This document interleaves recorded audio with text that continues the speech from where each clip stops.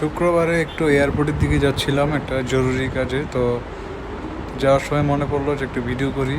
ওই ঢাকা শহরে মোটামুটি আপনি শুক্রবার সকালের দিকে, সকাল মোটামুটি জুম্মার আগ পর্যন্ত আর 3টা 4টা পর্যন্ত আর কি মোটামুটি ফাঁকা ঢাকা পাবেন। এই যে আমি ক্যান্টনমেন্টে, এই যে এখন আমি এলিভেটেড এক্সপ্রেস ওয়েতে উঠবো না, নিচে দিয়েই যাব, যেহেতু কাছাকাছি চলে আসছি।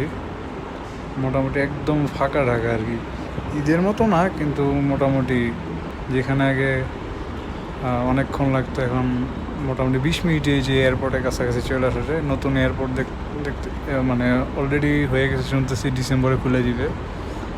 এয়ারপোর্টটা দূর থেকে ভালোই লাগে, কিন্তু এই কাছের এই ডিজাইনটা আমার ভালো লাগে নাই।